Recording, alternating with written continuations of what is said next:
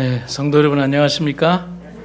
네, 참 행복하고 아름다운 안식일입니다. 오늘 저는 여러분과 함께 모두 아는데 나만 모르는 진실이라는 제목으로 은혜를 나누도록 하겠습니다. 먼저 본문의 말씀 읽도록 하겠습니다. 다윗이 그 사람으로 말미암아 노하여 나단에게 이르되 여호와의 살아계심을 두고 맹세하노니 이 일을 행한 그 사람은 마땅히 죽을 자라. 그가 불쌍히 여기지 아니하고 이런 일을 행하였으니 그 양새끼를 4배나 갚아주어야 하리라 한지라. 나단이 다윗에게 이르되 당신이 그 사람이라. 심리학 이론에서 조하리의 창이라는 이론이 있습니다. 이 조하리의 창은 나와 대인관계에서 내가 어떤 상태에 처해 있는지를 보여주고 어떤 성향들을 개선하면 좋을지를 보여주는데 아주 유용한 분석틀이자 심리 이론을 말하는 것을 조하리의 창이라고 합니다. 근데 조하리라는 이 용어는 미국의 심리학자인 조셉 루프트와 해리 잉햄이라는 두 사람의 이름의 앞부분을 합성해서 만든 게 조하리입니다. 근데 조하리의 창은 크게 4가지로 나누어지는데 여러분들이 보시는 것처럼 열린 창, 숨겨진 창, 보이지 않는 창, 미지의 창으로 나뉘어집니다. 이 열린 창은 나도 알고 남도 아는 자신의 모습입니다. 예를 든다면 성별이나 이름을 말합니다. 나도 알고 남도 알죠. 이 두 번째 숨겨진 창은 나는 알고 남은 모르는 나 자신의 모습을 숨겨진 창이라고 합니다. 예를 들면 나 자신만의 비밀이라든지 혹은 내 안에 숨겨진 욕망, 그 다음에 숨겨진 기후, 은밀한 그런 것들을 말합니다. 그 다음에 미지의 창은 나도 모르고 남도 모르는 자신의 모습입니다. 아주 대표적인 것이 무의식적인 어떤 행동이라고 할 수가 있습니다. 근데 오늘 말씀드리고 싶은 것은 4번째 창인데 이 보이지 않는 창이라고 하는 겁니다. 나는 모르고 남은 아는 자신의 모습입니다. 예를 들면 몸에 밴 습관인데 나는 잘 몰라요. 그런데 남들은 보면 저 목사님은 맨날 저래 하더라라고 하는 그런 게 있죠. 또 어떤 비언어적인 행동입니다. 또 어떤 말의 어떤 습관들입니다. 제가 어느 날 어디에 가서 설교를 했더니만은 어떤 분이 와서 제게 얘기를 합니다. 목사님은 말끝마다 했던 것입니다, 어떤 것입니다라고 하는 것입니다라는 단어를 너무너무 많이 쓴다는 거예요. 그래서 이 설교 노트를 쓸 때 아주 그 것입니다라는 단어를 아예 의도적으로 막 빼고 원고를 쓸 때가 많습니다. 그래도 그 단어가 자주 나옵니다. 저는 잘 몰라요. 그리고 다른 사람들이 저를 보는 타인의 감정은 나는 몰라요. 근데 여러분들은 공통적으로 느낀 거죠. 예를 들면 저에 대해서 가지는 여러분들의 공통적인 생각은 참 잘생겼다. 이런 거 있지 않습니까? 나는 몰라요. 그런데 가장 문제가 되는 것은 바로 지금 제가 말씀드린 이 부분입니다. 남들은 다 아는데 나만 모르는 실수와 행동입니다. 품성이라는 큰 문제를 말해주기도 하고 이런 배경하에 행동하는 일들은 다른 사람들에게 많은 고통을 안겨주는 일들이 참 많습니다. 오늘 소개하는 다윗의 이야기가 그런 배경입니다. 다윗은 정말 치명적인 실수를 자행하게 됩니다. 다윗은 정욕의 지배를 받아서 부하 장수의 아내와 불륜을 저지르는 악행을 저질렀고 그것을 숨기기 위해서 그 남편을 전쟁터에 내보내서 교살하는 2번째 만행을 저지릅니다. 그런데 그것보다 가장 큰 죄이자 큰 착각은 그러한 자신의 행동과 비밀이 끝까지 밝혀지지 않고 은밀성이 유지될 수 있을 것이라는 그렇게 생각하는 것입니다. 하나님은 우리의 숨겨진 행동과 죄를 모두 다 아십니다. 아무리 멋지게 다른 사람을 속였다고 할지라도 누구는 속일 수 없냐면 하나님은 속일 수가 없어요. 그리고 그 행동과 말, 선택한 일들의 뭐까지 보시느냐 하면 근본적인 동기까지 모두 다 아시는 분이 우리 하나님이라는 사실을 잊어서는 안 되는 겁니다. 몇 가지를 한번 생각을 해보겠습니다. 악인의 특징이 있습니다. 악인의 가장 큰 특징은 뭘까? 그것은 악인은 자신이 저지르는 악한 행동에 대해서 전혀 모른다는 거예요. 그리고 그 잘못을 전혀 모른다는 겁니다. 오히려 다른 사람들이 나와 똑같은 동일한 행동이나 나쁜 악행을 하면 자신의 모습은 모르는 채 분개합니다. 저런 나쁜 놈이 있냐고요. 어떻게 저런 행동을 하냐고요. 도둑이 TV를 보면서 자기 아들에게 뭐라고 얘기를 하냐면 넌 절대 도둑질하면 안 돼라고 말하는 것과 같습니다. 그래서 오히려 의롭지 못된 행동에 대해서 더 강하게 다른 존재들을 비난하게 됩니다. 그럼 오늘 우리가 어디에서 보느냐? 오늘 다윗의 모습을 통해서 보면 잘 알 수 있습니다. 하나님이 다윗에게 나단이라는 선지자를 보냅니다. 근데 여러분 어느 정도 좀 알고 계시죠? 선지자 나단이 다윗에게 간 시점을 대강 계산해 보면 1년 남짓한 세월이 흘렀음을 알 수가 있습니다. 어느 정도의 1년이냐? 다윗이 밧세바와 불륜의 행동을 저지르고 난 이후에 약 한 1년 정도의 시간이 있었다는 사실을 우리가 사무엘하 11장과 12장을 성경만 읽어봐도 대강 알 수 있습니다. 한번 보면요. 사무엘하 11장 4절에 목욕하는 밧세바를 보고 한눈에 반한 다윗이 그녀와 동침을 합니다. 그리고 11장 5절에 밧세바가 좀 일정한 시간이 지난 다음에 자신의 임신 사실을 왕에게 알리면서 다윗이 굉장히 당황하게 됩니다. 그리고 11장 6절부터 이 다윗 왕은 자신의 불륜 사실을 감추기 위해서 남편 우리아를 불러서 호의를 베풀게 합니다. 너 빨리 들어가서 네 아내와 잠을 자라. 그래야 누구의 자식인지 모르게 하기 위해서 그렇게 합니다. 그런데 이 우리아가 충신이라 그렇게 하지 않습니다. 그래서 호의를 베풀지만 뜻대로 되지 않자 아예 그 남편 우리아를 전쟁터에서 죽이고 밧세바를 차지하기 위해서 장군 요압을 통해서 그를 죽이도록 교살하는 지시를 내립니다. 그리고 우리아는 그렇게 전쟁터에서 죽어갔습니다. 사무엘하 11장 26절과 27절에 보면 남편이 죽어서 고글하는 밧세바를 장례가 마치자마자 궁으로 데리고 들어와서 아내로 삼아버립니다. 이건 더 강한 악행이라고 할 수가 있겠죠. 그리고 그녀가 아들을 낳습니다. 그런 후에 나단이 다윗을 찾아오는 장면입니다. 사무엘하 12장 18절에서 나단이 다윗을 만나고 난 후에 7일 만에 아이가 죽습니다. 그런데 이러한 모든 것들을 대강 계산해 보면 다윗의 범죄 이후에 약 1년 정도의 시간이 흘렀음을 알 수 있습니다. 왜 이런 시간이 필요했을까요? 다윗의 범죄 이후에 하나님은 다윗 스스로 회개할 수 있는 충분한 시간과 기회를 허락하셨다는 사실입니다.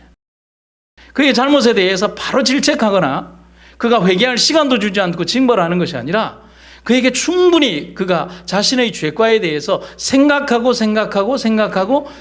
수 있는 충분한 시간을 하나님이 주셨다는 겁니다. 그리고 하나님은 오랜 시간 기다리셨다는 겁니다. 하지만 범죄한 영혼들의 특징 중 하나는 하나님의 심판이 지체될 때 그것을 하나님이 주시는 기회라고 생각하지 않습니다. 오히려 범죄한 영혼들은 하나님의 심판이 지체될 때 그것을 하나님께서 용서하셨다는 용서로 치부하거나 하나님이 일이 너무 많아서 자신의 일에 대해서는 모르고 그냥 지나가는 것이라고 착각하는 겁니다. 여러분 혹시 그렇게 생각하지 않으십니까? 하나님이 모르는갑다. 옛날에 다미성교회가 예수님 오신다라고 얘기했던 10월 22일 날 예수님이 안 오시자 그 다미성교회에서 뭐라고 얘기합니까? 교통이 막혀서. 여러분 그게 실제로적으로 그 사람들이 했던 그날의 얘기입니다. 여러분 어떻게 하나님의 판단과 생각을 인간적인 생각의 어떤 그 범주에서 생각을 하려고 하십니까? 영감의 글을 한번 보겠습니다. 마음을 살피시는 위대한 분께서는 불의를 행하는 자들이 은밀한 중에 범한 모든 죄를 알고 계신다. 이 사람들은 그들이 안전하다고 생각하게 된다. 그리고 주님께서 오래 참으시기 때문에 그들은 주님께서 보시지 않는다고 말하며 마치 그분께서 세상을 포기해 버리신 것처럼 행동한다. 그러나 그분께서는 그들의 위선을 간파하시고 그들이 숨기기 위하여 그처럼 주의를 기울였던 죄들을 다른 사람들 앞에 공개할 것이다. 여러분 내가 숨기고 싶었던 죄가 하나님의 심판에 의하여 공개된다는 사실입니다. 여러분 인간의 범죄는 아무런 대가의 지불 없이 그냥 저절로 사라지는 것이 아님을 알아야 합니다. 여러분 제가 여기 고가의 어떤 물건을 제가 선물 받았다 하더라도 이거는 공짜로 주어진 게 아닙니다. 누군가 그 값어치를 지불한 겁니다. 그 어떤 것도 공짜는 없죠. 특별히 구원에 있어서 우리는 그것을 공짜로 얻는다, 가치 없게 얻는다라고 생각해서는 안 됩니다. 시간이 지나면 그저 사라지는 공소시효가 있다고 생각해서는 안 됩니다. 여러분, 성경의 절대 원리를 한번 생각을 해볼까요? 율법에 따르면 피로써 깨끗해지지 않는 것이 없습니다. 그리고 피 흘림이 없이는 죄를 용서받지 못합니다. 여러분, 죄사함의 가장 큰 원리가 뭐라고 되어 있습니까? 따라해 보시죠. 피는 피로써 정결케 된다. 그 붉은색 죄는 그리스도의 보혈의 피로만 정결케 된다는 사실이죠. 대가 없는 정결은 없어요. 착각하면 안 돼요. 근데 우리는 착각해요. 주홍같이 붉은 인간의 죄는 예수 그리스도의 피로만 정결케 될 수 있음을 우리는 기억해야 합니다. 오직 예수님의 피와 희생만이, 그리고 그분의 대속의 값을 치르심이 우리에게 생명을 주신다는 사실을 절대로 잊어서는 안 됩니다. 그래서 제가 여러분들에게 이런 말을 좀 드리죠. 구원에 요행이나 우연은 있을 수 없습니다. 여러분, 우리의 구원이 요행이라고요? 우리의 구원이 우연이라고요? 그러면 여러분, 하나님 믿을 필요가 없습니다. 구속사업은 위대한 과학입니다. 율법의 원칙이 살아있고 철저한 구원의 원리가 지배하고 있습니다. 여러분, 거기에는 어떠한 우연이 아니라 하나님의 우주적 계획 속에서 철저하게 계산된 하나님의 섭리가 지배하는 것이 구속의 과학입니다. 선지자 나단의 이야기에 다윗이 격하게 공감을 합니다. 나단이 다윗을 찾아왔을 때 다윗은 몰랐어요. 왜 왔는지. 그 방문이 나 때문에 왔다는 사실을 꿈에도 몰랐어요. 아니면 다윗이 나단을 이렇게 편안하게 맞이할 수가 없다는 거죠. 그런데 나단은 와서 갑자기 다윗의 죄를 지적하는 게 아니라 어떤 이야기를 합니다. 백성 중에 말입니다 라고 얘기를 합니다. 양과 소가 많은 부자와 암양 새끼 한 마리를 가족처럼 돌보는 가난한 사람의 이야기를 합니다. 다윗이 들어보니 굉장히 재미가 있어요. 그런데 어느 날 부자에게 손님이 찾아왔는데 이 쉬운 말 번역에 이렇게 기록이 되어 있습니다. 부자는 손님을 대접하고 싶었지만 자기의 양이나 소는 한 마리도 잡기가 싫었습니다. 그래서 부자는 가난한 이웃 사람의 어린 양을 빼앗아다가 자기를 찾아온 손님을 대접했습니다. 왜 가난한 사람의 것을 이렇게 뺏어서 가져갈 수 있었는지에 대해서는 나단은 특별한 설명을 하지 않습니다. 아마도 그때 당시 상황으로 보았을 때 가난한 사람들은 적든지 많든지 간에 부자에게 빚을 지고 살아갈 수밖에 없는 구조적인 삶을 살고 있는 겁니다. 어찌되었든지 간에 그는 손님을 대접한다는 미명하에 자기의 많은 양새끼들 가운데에서 취하는 게 아니라 가난한 자의 남아있는 가족 같은 마지막 재산을 강탈해서 손님을 대접하는 만행을 저지릅니다. 이런 표현을 만행이라고 합니다. 여러분, 이 행동이 얼마나 탐욕적인 행동인가를 우리는 비유 속에서 잘 알 수 있어야 합니다. 여러분, 제가 예전에 시골에서 목회를 할 때 서벽 골짜기에서 염소를 기르시면서 시골 생활을 하는 장로님이 있었습니다. 여러분, 절대로 시골에 가시면 염소 키우지 마세요. 얼마나 골치 아픈지 모릅니다. 염소 한 마리를 이렇게 가두리를 내놓고 산에 풀어놓으면요, 푸른색이란 푸른색은 다 뜯어먹어서 아무것도 안 자랍니다. 염소들은 식성이 너무 대단해서 안 먹는 게 없어요. 울타리 안에 있는 풀과 나무를 싹 다 먹어버립니다. 주다가 줄 게 없으면 전화번호 책 하나 턱 던져놓으면 그거 하루나 이틀이면 다 먹어버립니다. 장로님에게 염소가, 그 식성 좋은 염소가 한 200마리 있다고 들었습니다. 가보니까 산 하나의 거의 전체에다 철책을 둘러놓고 200마리가 돌아다니는데 정말 풀 한 폭이 없습니다. 나무도 다 갉아먹어버렸습니다. 궁금하시면 키워보십시오. 집에 장판도 다 뜯어먹습니다.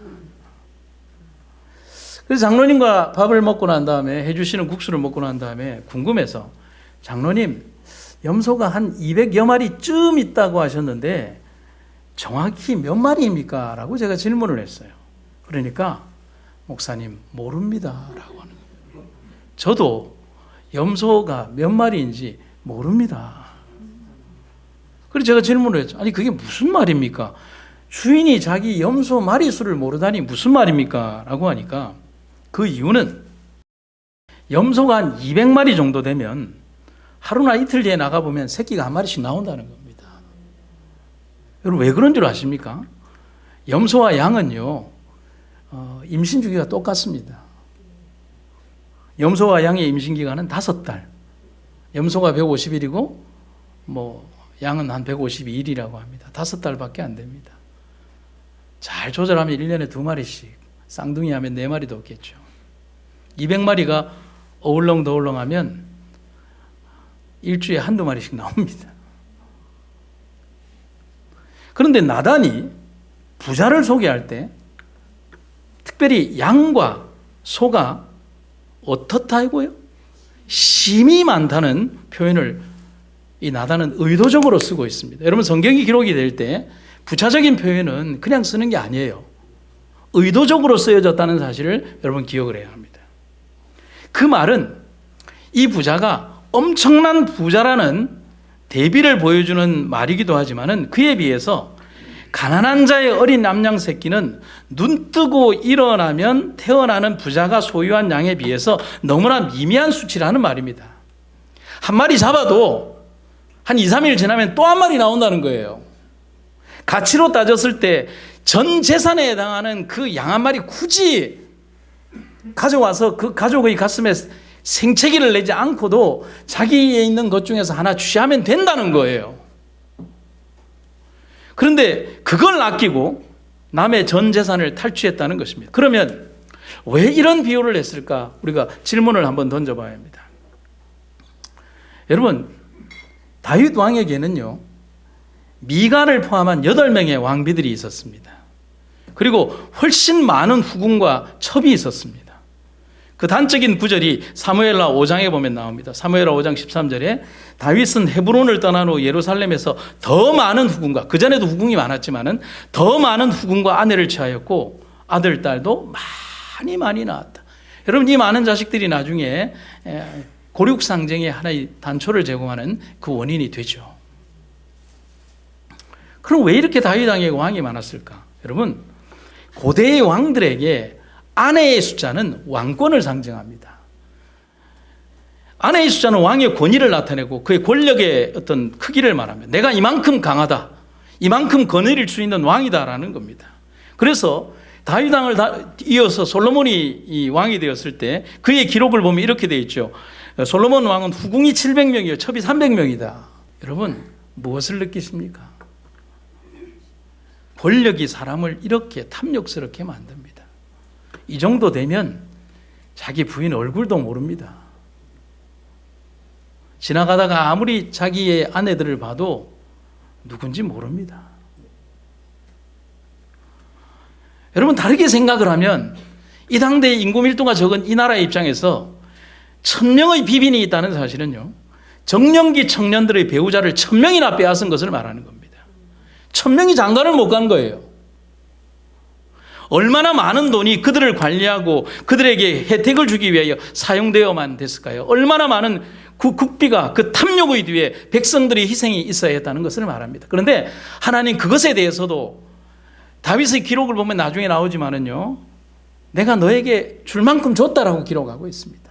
더 필요하면 더 주겠다라고 얘기했어요.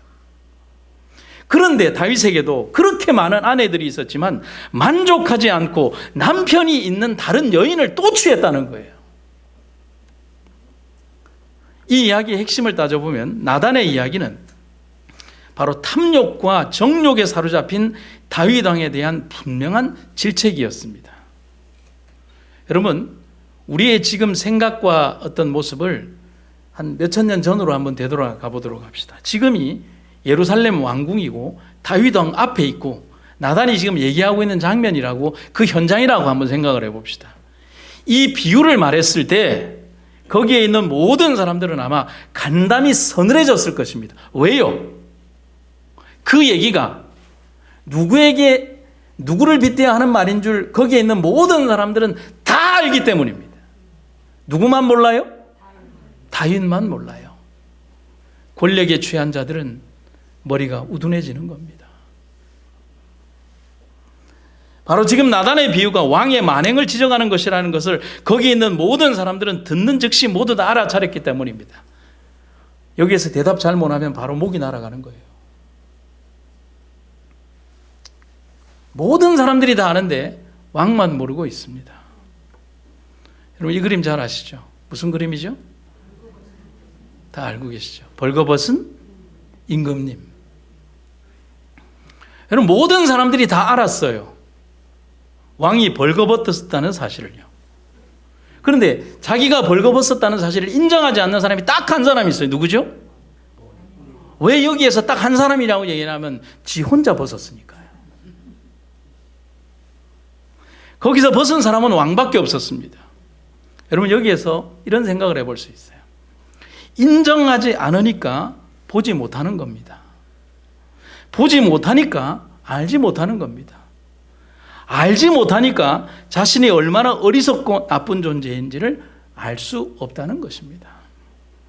모두 아는데 왕만 모르는 진실을 듣고 왕은 거기에서 이게 나에 대한 이야기구나라고 생각하고 각성하는 게 아니라 왕은 의로움과 의협심에 사로잡혀서 그냥 크게 소리칩니다.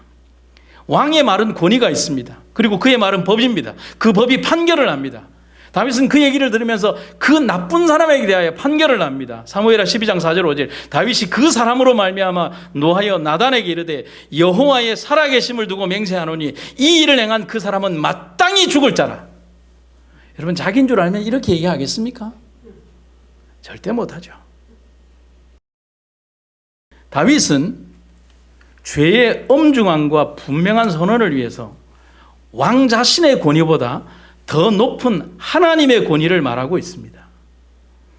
그 사람이라는 말에서 지위 고하를 막론하고 있지만 거기에서 적어도 누구는 아니라고 생각하는 거예요.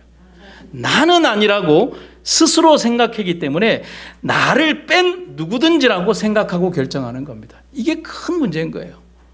누구든지라고 하는 보편적 모든 사람들에게 해당되는 게 아니라 여러분과 제가 착각하는 것처럼 모든 사람들이 다 그렇지만 나는 아니라고 생각하는 거예요. 이런 세상에 이런 착각이 어디 있습니까? 그리고 내린 판결, 그가 이렇게 판결합니다. 마땅히 죽을 죄다. 죽어야 한다. 다윗이 무엇을 얘기합니까? 지금 그 사람의 죄는 절대로 용서받을 수 없는 죄임을 선언하고 있는 겁니다. 자신이 저지른 죄가 바로 그것인 줄을 모릅니다. 다윗 빼고는 다 아는데 말입니다. 여러분 우리 삶에도 동일한 죄가 있습니다. 내용은 다르지만 모두 다 아는데 나 빼고는 아무도 모른다고 생각하고 마음껏 죄를 저지르거나 마음속 악한 생각을 마음껏 말하는 사람들이 있습니다. 마음의 악한 생각, 언어와 행동, 그리고 의롭지 못한 동기와 숨겨진 이기적인 모습. 여러분 감추었다고 생각하십니까? 다 압니다. 나만 모를 뿐. 두 번째 장면은 그 사람이 누구임을 지적받습니다. 여러분 다윗의 일화에서 가장 충격적인 장면 중 하나가 바로 여기에 있습니다. 분노하며 질책하고 법으로 다스리겠다며 소리치는 다윗 앞에서 그보다 더 엄중하고 단호한 목소리로 선지자가 말합니다. 당신이 그 사람이다. 영어 성경에 보면 딱 두 문장으로 번역이 됩니다. You are the man 혹은 You are that man. 바로 너다.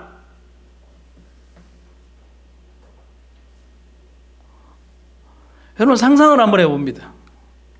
서슬퍼른 선지자의 이 말 이후에 아주 짧은 시간이지만 얼마나 무거운 정적이 흘렀을까요? 바로 너다. 선지자의 의분에 찬 목소리는 숨 쉴 틈 없이 충격에 빠진 다윗에게 폭포수처럼 심판을 전하고 있습니다. 당신이 그 사람이라. 좀 길지만 읽겠습니다. 잘 한번 들어보십시오. 당신이 그 사람이라. 이스라엘의 하나님 여호와께서 이와 같이 이르시기를 내가 너를 이스라엘 왕으로 기름 붓기 위하여 너를 사울의 손에서 구원하고 내 주인의 집을 내게 주고 내 주인의 아내들을 내 품에 두고 이스라엘과 유다 족속을 너에게 맡겼느니라. 여기 보면 이런 표현이 있죠. 만일 그것이 부족했을 것 같으면 내가 너에게 이것저것을 더 주었으리라. 그 말이에요. 빈궁이 부족하냐? 재물이 부족하냐? 권력이 부족하냐? 내가 더 주었을 것이다. 그런데 어찌하여 네가 여호와의 말씀을 업신여기고 나보기에 악을 행했느냐? 네가 칼로 햇사람 우리아를 치되 암몬 자손의 칼로 죽이고 그의 아내를 빼앗아 네 아내로 삼았다다. 여기에서 하나님이 분노한 이유가 나옵니다. 네가 나를 업신여기고 햇사람 우리아의 아내를 빼앗아 내 아내로 삼았다. 그 행동은 단순한 죄가 아니라 여호와인 나를 업신여긴 행동이다. 칼이 내 집에서 영원토록 떠나지 아니하리라. 수많은 축복을 얻었음에도 더 많은 탐욕을 냈고 남의 아내를 취하고 적의 칼로 충신을 죽이고 그것을 은폐하고 살아가며 결국은 자신이 그런 범죄를 저질렀다는 사실 자체도 잊어버리고 사는 치명적인 영적 문둥병자가 되어버린 것입니다.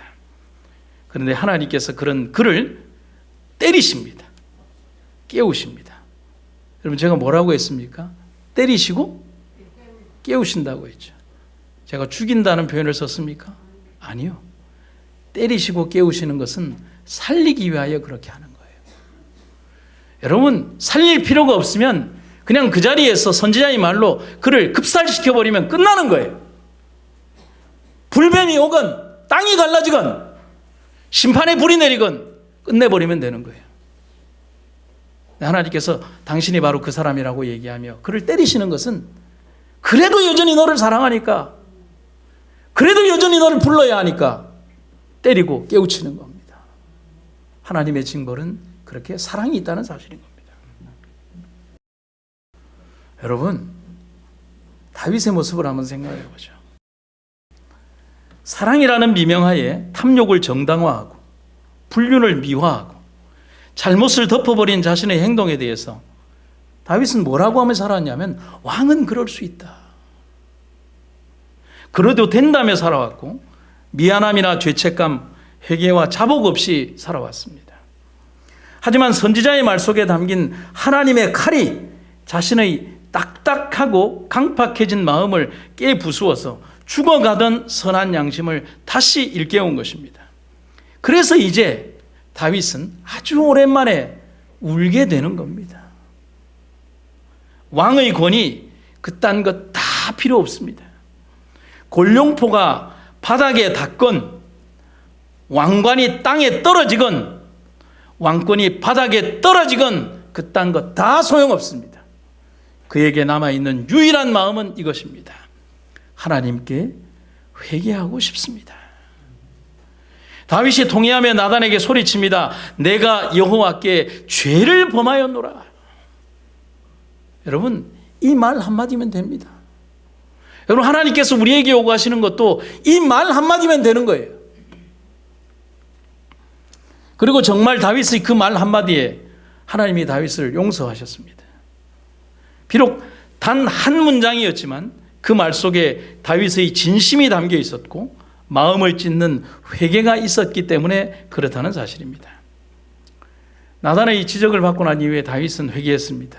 그리고 하나님은 그 회개를 받아주셨습니다. 선지자 나단이 말합니다.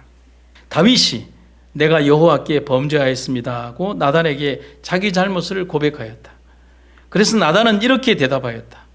여호와께서는 왕을 용서하셨습니다. 그러므로 왕은 죽지 않을 것입니다. 여러분, 이 문장에 노란색 글씨 두 개가 보이죠. 고백하고, 인간은 고백하고 하나님은 용서하십니다. 그런데 우리는 여기에서 이거로 끝나지 않았다는 사실을 교훈을 통해서 배워야 합니다. 용서는 이루어졌지만 선지자 나단은 이어지는 14절에서 다윗에게 내릴 용서와는 별개의 그가 갚아야 될 징벌은 남아있다는 사실을 말합니다. 이 일로 말미암아 여호와의 원수가 크게 비방할 거리를 얻게 하였으니 당신이 낳은 아이가 반드시 죽으리이다. 여러분, 저는 이 장면에서 조금 설명을 좀 드리고자 합니다. 우리는 이 장면에서 회개한 죄인을 대하시는 하나님의 사랑의 용서가 그가 저지른 범죄의 결과에 대해서 그가 지불하고 정산해야 하는 잘못에 대한 변제까지 없애주는 것은 아니라는 사실을 분명히 인정하고 넘어가야 합니다. 나의 잘못으로 누군가에게 피해를 주었을 때 하나님은 당연히 용서하십니다. 하지만 내가 치루어야 하는 물질적 변제나 국가적 형법의 문제까지 스스로 면제받는 일은 없다는 사실입니다. 나의 잘못으로 사람이 죽었다면 나는 회개함으로 하나님께 용서를 받겠지만 나의 죄 때문에 슬픔을 당한 그 가족은 일생을 고통 가운데 살아야 하고 나는 살인죄로 인한 세상이 정한 법의 형벌과 고통을 당연히 거쳐야 한다는 말입니다. 여러분, 그래서 일생의 삶을 죄의 속죄와 미안함과 그리고 하나님께 그 죄를 아뢰이는 어떤 그런 모습으로 살아가는 것이 바로 그런 살인죄에서 하나님께 구속함을 받은 그 사람들의 삶이 되어야 한다는 겁니다. 흔히 하나님을 믿어서 용서를 받는다는 미명하에 스스로 그런 책임감과 세상의 법의 심판을 도외시하는 일이 있어서는 안 됩니다. 여러분, 범죄한 사람들이 너무 당당한 거예요. 너 왜 그래 당당하냐라고 얘기를 하면 나 용서받았어 라고 하는 겁니다. 그 용서받음이 하나님으로부터의 용서받음이지만 그러나 그가 지불해야 되는 이 세상의 잘못된 형벌의 값어치까지 스스로에게 면제해버리는 그런 룰을 범해서는 안 된다는 겁니다. 흔히 말하는 셀프 면제는 있을 수 없는 일입니다. 나단은 여기에서 범죄한 다윗의 범죄의 결과와 회개한 다윗에 대한 하나님의 용서를 분명히 구분해서 말해주고 있습니다. 하나님께서는 먼저 용서하십니다. 아멘입니까? 먼저 용서하십니다. 주께서는 왕의 죄를 용서하실 것입니다. 그러니 왕은 죽지 않을 것입니다. 그리고 두 번째는 문제에 대한 책임을 묻습니다.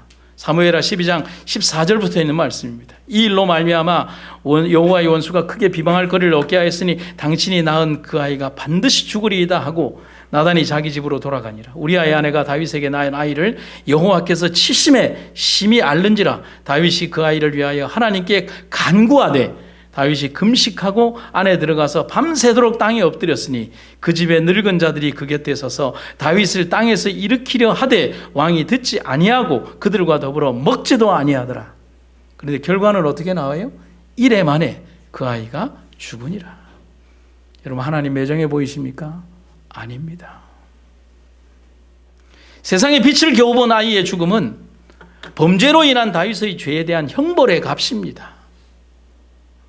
그리고 그 결과가 있기까지 다윗은 자신의 죄 때문에 죽어가야 되는 죄 없는 아이의 죽음을 기다리는 그 상황 속에서 고통에 몸부림치면서 절규해야 했습니다. 하나님은 다윗에게 그런 고통의 절규를 허락하신 것입니다. 그리고 자신의 죄 때문에 죽어가는 아이를 바라보면서 자신의 범죄가 이토록 큰 고통을 준다는 사실을 깨달은 것입니다. 여러분, 그래서 우리는 하나님 앞에서 우리의 삶이 거짓된 삶을 살지 않기를 간절히 바랍니다.